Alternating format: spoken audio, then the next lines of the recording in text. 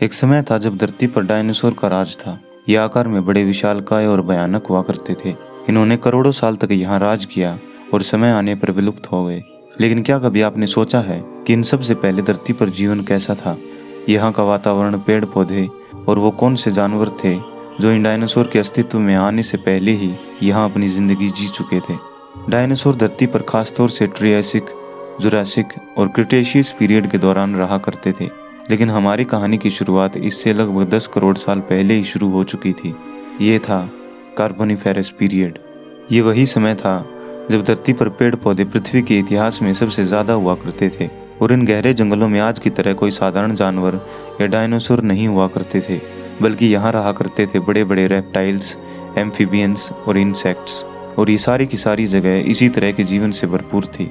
इसी समय में, यानी आज से 33.6 करोड़ साल पहले, स्कॉटलैंड के पूर्वी लोथियन में एक ऐसा खास जीव रहता था जिसकी इस पूरे इलाके में दहशत हुआ करती थी, क्योंकि ये अपने शिकार को तड़पाकर और बड़ी बेरहमी से मारता था। ये था पल्मोनोस्कॉर्पियस कर्कटेंसिस।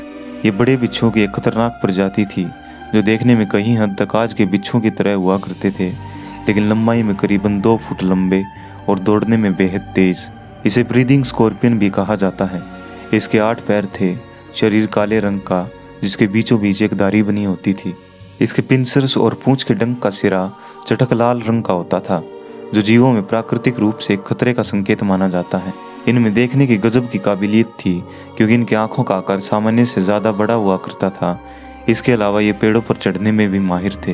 ये बिच्छुओं की थोड़ी अजीब प्रजाति मानी जाती है, क्योंकि बिच्छू आमतौर पर जंगलों में, वर्षावनों में, पहाड़ों या रेगिस्तानी इलाकों में रहते हैं, लेकिन पल्मोनोस्कॉर्पियस ऊंचाई वाले दलदली इलाकों में रहते थे और वहां मौजूद सली गली लकड़ियों में अपना ज़्यादातर समय बिताया करते थे। लेकिन इसे अपने इलाके में किसी और की दखल अंदाजी बिल्कुल पसंद नहीं थी, और जब कोई यहाँ गलती से चला आता तो उसका इससे बच पाना बहुत मुश्किल होता था। ये अपने शिकार पर छुपकर और घात लगाकर हमला करता था। इसके पिंसर छोटे और पतले हुआ करते थे, जबकि पूंछ मोटी और छोर पर खतरनाक जहर से भरी होती थी। ये अपने ज़्यादातर शिकार को अपने इसी डंक के जहर से मारता। इसके जहर से कुछ समय बाद उसकी दिल की धड़कन बंद हो जाती और वो अपने आप मर जाता। लेकिन कभी कभार ये इतना आसान नहीं होता था। इसके ज़्यादा आक्रामक होने पर ये अपने शिकार को बार बार डंक मारता रहता जब तक वो अधमरा ना हो जाए। उसके बाद ये उसके शरीर से सारे बॉडी फ्लूइड्स को चूस लेता और उसे जिंदा ही खाने लगता था। आमतौर पर यह बिच्छू अकेला होने पर कम हमला करता था, लेकिन अगर इनकी संख्या ज़्यादा हुई तो ये शिकार का पीछा करते हुए कई बार हमला करते थे। ये बिच्छू रात में चमकदार चीज़ों की तरफ ज़्यादा आक्रामक होते हैं। इसके अलावा इनके शरीर के निचले हिस्से पर सेंस ऑर्गन्स और पूरे शरीर पर छोटे छोटे बाल होते हैं, जिससे ये हवा में मौजूद खास वाइब्रेशन को महसूस कर सकते हैं। इसलिए इनसे कभी सामना होने पर अगर ज़्यादा हलचल ना की जाए और शरीर को स्थिर रखा जाए तो शायद ये हमला ना करें।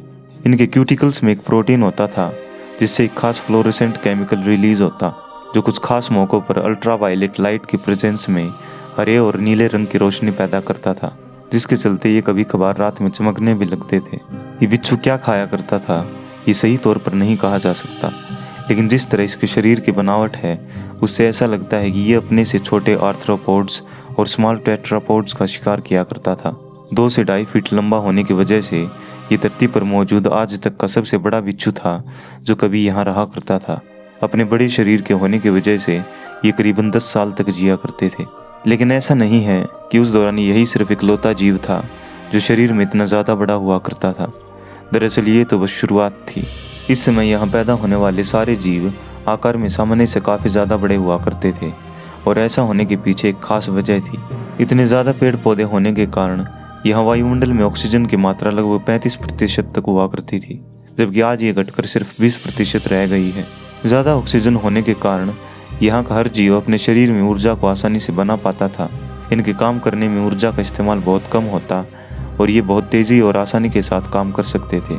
इसके बाद बाकी बची हुई सारी ऊर्जा इनके शरीर के बढ़ने में इस्तेमाल होने लगती, और इसी के चलते ये अपने बड़े से बड़े आकार में विकसित हो पाते थे।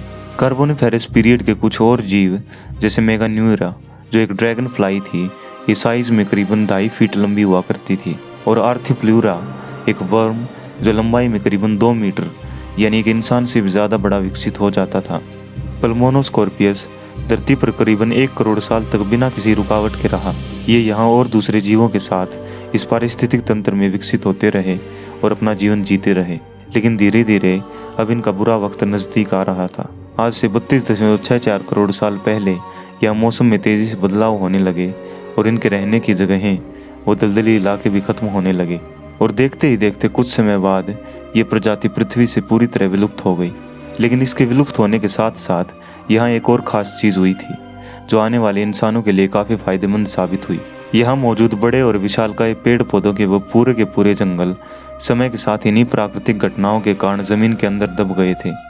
ये वही पेड़ हैं जिन्हें हम आज इतने सालों से कोयले के रूप में इस्तेमाल करते आ रहे हैं।